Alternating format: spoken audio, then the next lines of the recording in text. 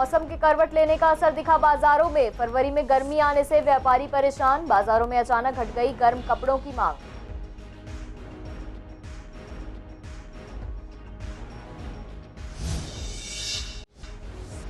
कारोबारी के घर से लाखों की ज्वेलरी और कैश चोरी। पुलिस ने मामला दर्ज कर शुरू की जांच। सीसीटीवी में कैद हुई पूरी वारदात।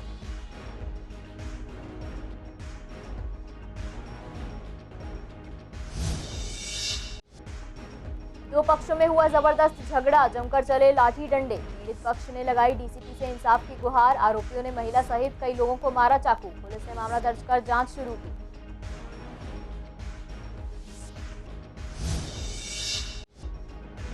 स्वामी दयानंद हॉस्पिटल में खुलेगा नर्सिंग कॉलेज। नए नर्सिंग कॉलेज खुलने के पूरे हुए कागजी काम। मेडिकल स्टूडेंट्स को डिग्री करने का मिलेगा फायदा।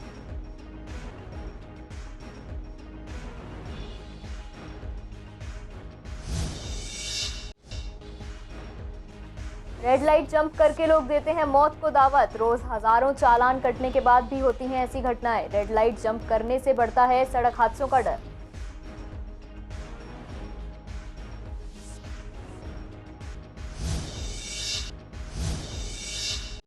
नमस्कार, स्वागत है आपका पूर्वी दिल्ली खास में और मैं हूं आपके साथ साल्विका श्रीवास्तव।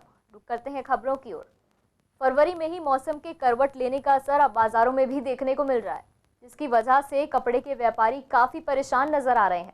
अब जहां फरवरी में ही गर्मियों ने दस्तक दे दी है, तो वहीं व्यापारियों का कहना है कि जल्दी गर्मियां आने के कारण गर्म कपड़ों की मांग घट गई है, जिसके चलते सारा काम ठप सा हो गया है। पहले बाजारों में फरवरी तक गर्म कपड़े बिकते थे, लेकिन इस बार मौसम अचानक गर्म होने के कारण होली से पहले ही बाजारों में काम रुक गया है। ग्राहकों को समझ ही नहीं आ रहा है कि गर्म कपड़े खरीदें या गर्मियों के हिसाब से कपड़े लें। अभी बाजार मंदा चल रहा है। ये बाजार जो है होली की वजह से थोड़ा बहुत उठा हुआ है और पीछे मंदा निकला है। कुछ ये पुस्ते में रोड बनने से थोड़ा सा ग्राहक कतरा गया है। ग्राहक यूँ कतरा गया, एक तो जो यहाँ चौक पे दलाल लोग हैं, व्यापारी को सीधा ले जाते हैं फैक्ट्री में, फैक्ट्री से माल ले जाते हैं। व्यापारी एक की जगह दो वहाँ पहुँचता है, फैक्ट्री से सीधा माल ले जाता है। तो व्यापार कुछ इस वजह से कम हो गया है। नहीं तो ये व्यापार इतना बढ़िया था कि कुछ दलाल लोगों को क्या है कमीशन बेस पे छोड़ जाते हैं। उसके बाद सर्दी का मतलब ये है कि अभी ना तो सर्दी का चलना ना गर्मी का चलना, लोग बार अपना माल ही निकाल रहे हैं, कोई पीछे नया ऑर्डर दे नहीं रहे। जैसे मौसम ने करवट ली है गर्मी की, तो ना तो सर्दी का माल चल पाया और ना ही गर्मी का। अभी कस्टमर को ये समझ नहीं आ रहा कि मैं गर्मी का माल खरीदूँ या सर्दी का माल खरीदूँ। कृष्णानगर इलाके में एक कारोबारी के घर से लाखों रुपए की ज्वेलरी और कैश चोरी होने का मामला सामने आया है। घटना के समय पारिवारिक शादी समारोह में दिल्ली से बाहर गया हुआ था। जानकारी के मुताबिक आरोपियों ने सिर्फ वही सामान खंगाला जहां कैश और ज्वेलरी रखी थी। घर में 12 दिन पहले ही बेटे की शादी हुई थी। इस कारण घर में करीब 65 तोले सोने की ज्वेलरी के अलावा 2 लाख रुपए कैश भी रखा था। फिलहाल पुलिस ने पीड़ित आदित्य ठक्कर के बयान पर चोरी का केस दर्ज कर जांच शुरू कर दी है। एक्चुअली हम भतीजी की शादी थी हमारी, तो हरियाणा में गए हुए थे हम। करीब 16 तारीख को हम रात को निकले थे शाम को, तो 17 की शादी थी। तो 17 शादी हो चुकी थी। सुबह करीब 6:45 के करीब यहाँ से फ़ोन गया था, तो वो कह रहे अंकल ऐसे ऐसे नीचे ना आपके ऐसे हो गया। तो हमारी कुंडियाँ बाहर से बंद हैं, फ्लैट वाले कह रहे बाहर से हमारी कुंडियाँ बंद हैं और नीचे आपका ताला वाला सब कटा हुआ है। तो उन्होंने फिर हमने वहीं से बैठ के, हरियाणा कम से कम 300 किलोमीटर दूर है, हमने कहा भी थोड़ी वीडियो बना के दिखाओ हमें। वो अंदर तक आए, वीडियो बनाते हुए गए तो पूरा सामान अलमारी टूटी हुई है, मतलब अस्त व्यस्त पूरा।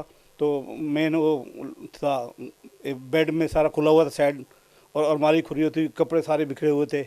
उसी हम समझ के भी ये हो गया। ये लगा लो करीब 65 तोले सोना है और 2 लाख रुपए कैश है। FIR हमने उसी दिन शाम को ही कर दी थी। सुबह ही हमने 100 नंबर कॉल कर दिया था। तो शाम को आके जब हम हरियाणा से आए करीब 2 बजे यहाँ पहुँच गए। आते ही हमने सारा लिखित में दिया है, FIR हो गई। उसके बावजूद आज हो गए, मेरे ख्याल 5वां दिन हो गया। तो हाँ, थोड़ा ठंडा ही चल रहा है, मतलब हर दूसरे दिन आते हैं जी ये आपकी कैमरे से ये निकला है, नंबर प्लेट ये आई है, चोरी बाइक की थी, मतलब ऐसी ऐसी बातें हो रही हैं। मतलब हमें लग नहीं रहा कुछ ऐसा है। आज 5वां दिन हो गया, तो हम तो ये चाहते हैं थोड़ा जल्दी इसका हो, तो हाँ जो सामान गया वो हमें मिल सके। तो इस बारे में हम थोड़ा आपसे आपके थ्रू कहना चाहते हैं, थोड़ी जल्दी कार्रवाई होनी चाहिए। राजधानी दिल्ली के थाना गोकुलपुरी इलाके के भागीरथी बिहार में 2 पड़ोसियों में जबरदस्त झगड़ा हो गया। झगड़े का वीडियो सोशल मीडिया पर तेजी से वायरल हो रहा है। वायरल सीसीटीवी की तस्वीरों में साफ दिखाई दे रहा है कि किस तरह से कुछ दबंग लाठी, डंडों और चाकू के साथ एक दूसरे पर जानलेवा हमला करते हैं। पीड़ितों के अनुसार बताया जा रहा है कि दबंगों ने पहले एक लड़के को रोका और उस पर चाकू से वार कर दिया, जिसके बाद जब पीड़ित के परिजन वहां पहुंचे तो बदमाशों ने परिजनों पर भी हमला कर दिया, जिसके बाद परिजन भी गंभीर रूप से घायल हो गए। मैं गली नंबर 13 पे खड़ा हुआ था, बाइक में बैठा हुआ था। पीछे से नैयर अब्बास मास्टर आए, उन्होंने मेरा गलेट में लगाया। उसके बाद मुझे नीचे फेंका गया बाइक पे से। उसके बाद उन्होंने अपने भाई को आवाज़ मारी, हसन अब्बास को। उन्होंने आन के मेरे हाथ पकड़े। उसके बाद मुझे ज़मीन में फेंका। उसके बाद मेरे चाकू मारे उन्होंने। चाकू मारने के बाद कैसे ही मेरे घर वालों को, गली वालों ने, किसी ने बताया। मेरे घर वाले आए वहाँ से, मेरे घर वालों के भी साथ हमला करा उन्होंने। छुरी, चाकू, घूंसे मारे, लठ मारे उन्होंने। मेरे सारे चाचाओं को चोट है, मेरी फुप्पो को चोट है, 4 जनों को चोट है, 5 जनों को, मेरे अलावा 4 जनों को चोट लगी है, मेरे समेत 5 जनों को चोट है। कोई सुनवाई नहीं हो रही। आयु साहब ने भी मुझसे, जब मेरे बयान लिए थे, मुझसे धमकाया, दड़ाया। मैं अगर तू सही बयान देगा तो तुझे मारेंगे हम। डीसीपी ऑफिस इसलिए आए हम इंसाफ मांगने के लिए। इंसाफ चाहिए बस हमें। सर मैं अपने भतीजे को बचाने गया था, इसलिए आपको उन्होंने मेरे भी ले लिया पेटे में, मुझे भी चाकू मारा। ये रहे यहाँ पे। मैं पहले से चोट लगा हुआ इंसान हूँ। डीसीपी ऑफिस पहुंचे हो? हम डीसीपी ऑफिस आए हैं, हमें इंसाफ की जरूरत है। हमें इंसाफ मिलेगा यहाँ से, इंशाल्लाह अल्लाह चाहे इंसाफ मिलेगा। और अच्छी बात बोली उन्होंने, और कॉल भी करी हुई है वहाँ पे। और हम जाने, हम अपने घर पे बैठे हुए थे, काम पे आए थे, खाना वाना खा रहे थे। पता लगी कैसे से उसके लड़के की चाकू मार दी जकी के। अब जैसे अपने के चक्कर में हमदर्दी में आदमी जाता है, तो हमदर्दी में बचाने के हिसाब से हम गए। तो उन्होंने बचाने का तो बात करने के हिसाब देखा, उन्होंने हम पे हमला कर दिया।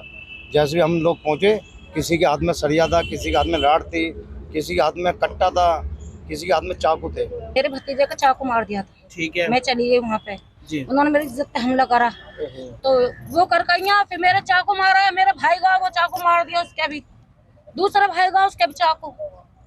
3 भाई जख्मी करे, एक में जख्मी करी, भतीजा जख्मी। एफआईआर हम लोगों ने, जकीन अपने स्टेटमेंट दिया है, उसने उनके खिलाफ एफआईआर दर्ज कराई है। तो उन लोगों का नाम नहीं लिखा जिन लोगों ने उनको मारा था। नजर अब्बास ने हमला करा तो उसका नाम नहीं लिखा। जब मैंने वो जो उसकी फोटोकॉपी मैंने देखी, मैंने पढ़ा, तो उसमें ना तो नजर अब्बास का नाम था, ना अतर अब्बास का नाम था। पता नहीं किसका नाम लिखवा दिया उसमें। अच्छा, जो वीडियो वायरल। पूर्वी दिल्ली का स्वामी दयानंद हॉस्पिटल, जहां हर रोज हजारों मरीज इलाज के लिए आते हैं और मुफ्त इलाज सुविधा का फायदा उठाते हैं। निगम के लगभग सभी हॉस्पिटल में स्टूडेंट्स के लिए कॉलेज बने हुए हैं, जिससे स्टूडेंट्स यहां से पढ़कर अपनी मेडिकल की पढ़ाई पूरी कर सकते हैं। इसी कड़ी में सीएमओ ग्लैडविन त्यागी ने बताया कि स्वामी दयानंद हॉस्पिटल में पहले से नर्सिंग स्कूल तो है, जहां स्टूडेंट्स डिप्लोमा लेकर नर्सिंग का कोर्स कर पाते हैं। अब जल्द ही यहां नर्सिंग कॉलेज भी खुलने जा रहा है, जिसके लिए कागजी काम लगभग पूरे हो चुके हैं। जल्द ही इस हॉस्पिटल में भी बाकी हॉस्पिटलों की तरह नर्सिंग कॉलेज बन जाएगा, जिससे काफ़ी स्टूडेंट्स को अपनी डिग्री करने में फ़ायदा मिलेगा। देखिए, ऐसा है कि स्वामी दयानंद अस्पताल में 2013 में नर्सिंग स्कूल की शुरुआत हुई थी। इस समय दिल्ली नगर निगम जब से यूनिफाइड हुआ है, तब से अपने यहाँ पे कुल मिला के हिंदूराव अस्पताल, कस्तूरबा अस्पताल और स्वामी दयानंद अस्पताल, 3 अस्पताल हैं जहाँ नर्सिंग के कोर्स चलते हैं। उन दोनों अस्पतालों में भी पहले जीएनएम कोर्स चलता था, लेकिन अभी 2 वर्ष पहले उनके यहाँ पे उसको अपग्रेड करके कॉलेज में कन्वर्ट कर दिया गया है, क्योंकि उन लोगों के स्कूल बहुत पुराने थे, 30-30, 40-40 साल। हमारा को अभी खुले हुए 7-8 साल ही हुए थे।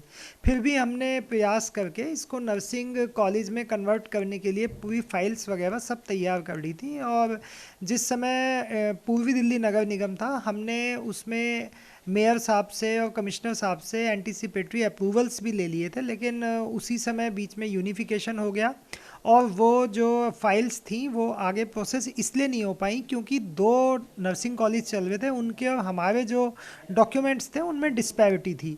तो क्योंकि 3 अब निगम के अंदर आने वाले सब संस्थान एक जैसे नियम कानून उन पर लागू हों, इसलिए उस फाइल को नए सिरे से चलाया जाएगा, उस तरीके से जैसे कि हिंदूराव और कस्तूरबा के नर्सिंग कॉलेज चल रहे हैं। तो उस फाइल के लिए अभी हमारे पास में जो उन कॉलेजेस के डॉक्यूमेंट्स वगैरह वो हम कलेक्ट कर रहे हैं और बहुत ही जल्द इसका प्रोसेस शुरू कर दिया जाएगा।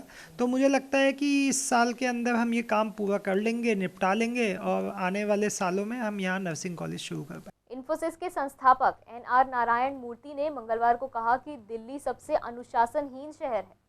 यहाँ के लोग ट्रैफिक नियमों का पालन ही नहीं करते।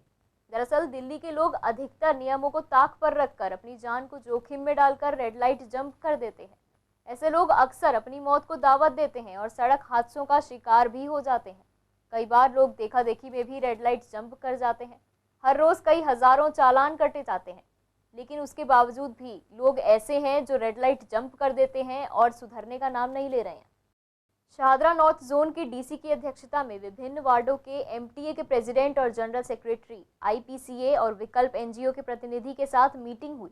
इसमें सिंगल यूज प्लास्टिक के उपयोग पर प्रभावी रूप से रोक लगाने, गीला और सूखा कूड़े को अलग करने, मार्केट की सफाई व्यवस्था, मार्केट में स्थित पब्लिक टॉयलेट के रखरखाव, रेहड़ी पटरी वालों द्वारा की जाने वाले अतिक्रमण को रोकने जैसे कई अहम मुद्दों पर चर्चा की गई। साथ ही निगम की राजस्व बढ़ाने के लिए उन दुकानदारों को लाइसेंस बनवाने के लिए प्रेरित करने को कहा गया जिनके पास लाइसेंस नहीं है। दोनों एनजीओ द्वारा प्लास्टिक थैले के विकल्प में कपड़े का थैला उपयोग करने और प्लास्टिक वेस्ट से नए नए सामान बनाने के बारे में बताया गया। देश की राजधानी दिल्ली में 16 से लेकर 22 तारीख तक दिल्ली पुलिस वीक मनाया गया।